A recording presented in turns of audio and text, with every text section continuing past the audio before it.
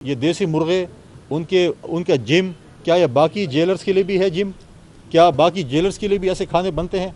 हम कहते हैं कि वही चीज़ अडॉप्ट की जाए कि जो बानी चेयरमैन की ख्वाहिश थी।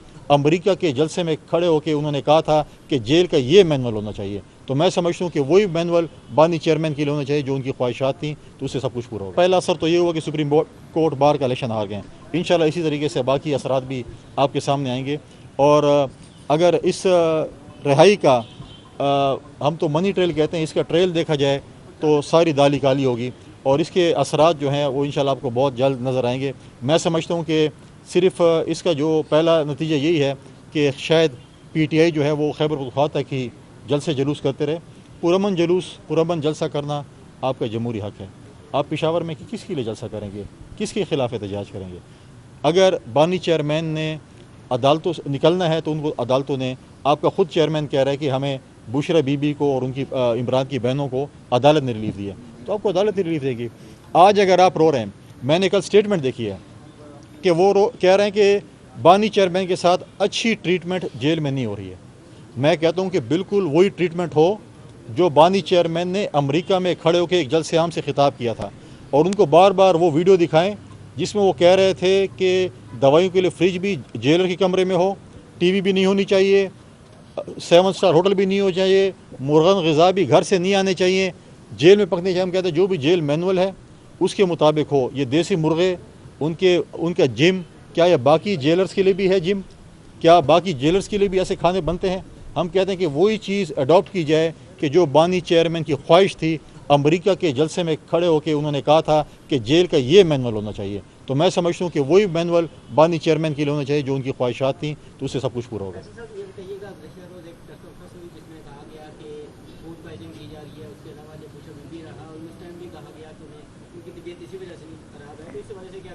मैं नहीं समझता कि कोई ऐसी चीज़ है। हम चाहते हैं कि अल्लाह ताला हमारे जो भी सियासी लीडरान है या पाकिस्तान की जितनी भी अवाम है, अल्लाह ताला उनकी हयाती करे।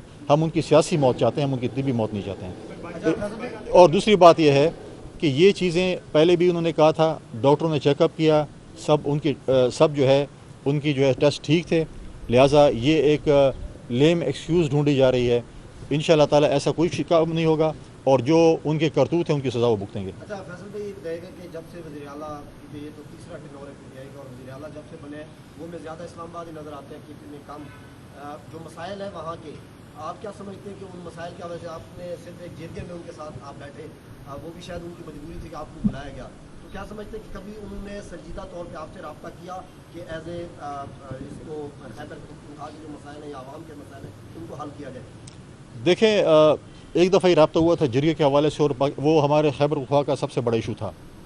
आज भी हमारा सबसे बड़ा बर्निंग इशू है, अगर कोई मुझसे पूछे 1 पॉइंट, तो वो है लॉ एंड ऑर्डर। इस वक्त अमन अमान खैबर पख्तूनख्वा का तबाह हो चुका है। आप पहाड़ चिनार को देखें, जहाँ पर दवाइयाँ नहीं हैं, जहाँ पर खुराक नहीं जा रही है, और सूबाई हुकूमत टस से मस नहीं हो रही है। आज तक काबीना या सूबाई असम्बली के इजलास में जिक्र ही नहीं हुआ। आज आप डी खान, बनू, लकी, टांग, कोहाट, करक के हालात देखें आपके सामने कि क्या सूरत हाल वहाँ पर जारी है। स्वात में जिस तरह हमारे डिप्लोमेट्स के साथ हुआ वो भी आपके सामने है। इस वक्त जो है ऐसे हालात ख़राब हुए पड़े हैं कि आप वहाँ पर दिन दहाड़े भी नहीं घूम सकते हैं, और इस पे कोई भी लॉ एंड ऑर्डर पे मीटिंग नहीं हो रही है।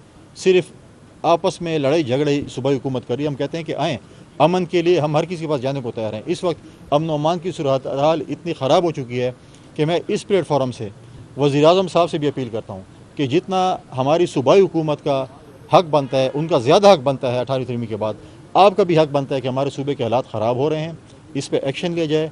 ऐसे न खुदा न खास्ता मर्ज लाइलाज हो जाए। अगर कल हम ये देख रहे थे कि अफ़गानिस्तान में आग लगी हुई थी, वो आग आज खैबर पख्तूनख्वा में आ गई है।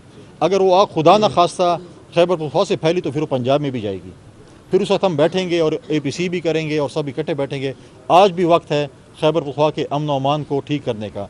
खुदा न खास्ता अगर वो ठीक ना हुआ तो फिर ये बाकी सूबों में भी जाएगी। फिर आप कहेंगे कि अब आप कर बैठते हैं। लिहाजा मैं समझता हूँ कि इंटीरियर मिनिस्टर साहब और वज़ीर-ए-आज़म साहब को इसको देखना चाहिए, क्योंकि हमारी सूबाई हुकूमत जो है इस वक्त लॉ एंड ऑर्डर के मामले में मैं समझता हूँ कि इतनी संजीदा नहीं है। अच्छा साहब, आपने कहा कि सूबाई हुकूमत जो है वो संजीदा नहीं है, वो काम नहीं कर रही।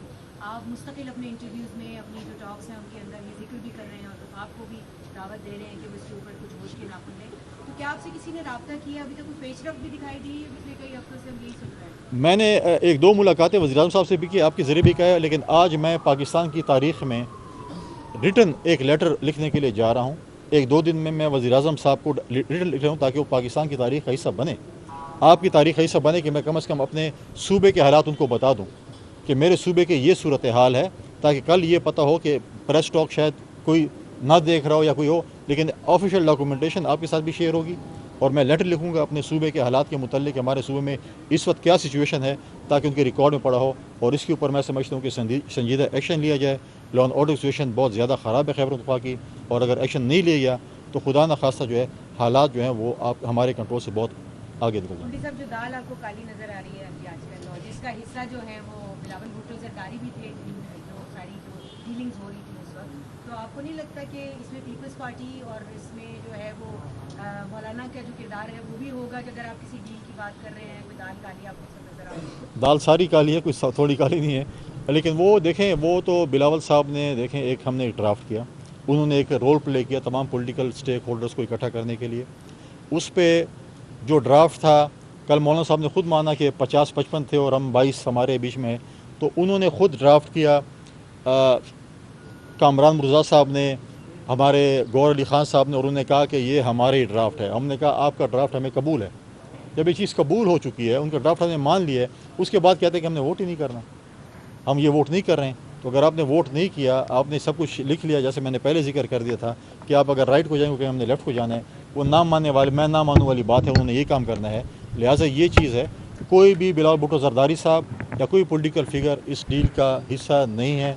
अगर कोई डील हुई है, हमारे जो मेहमान जो हैं वो पेशावर आए हैं, तो उसका हिस्सा नहीं है।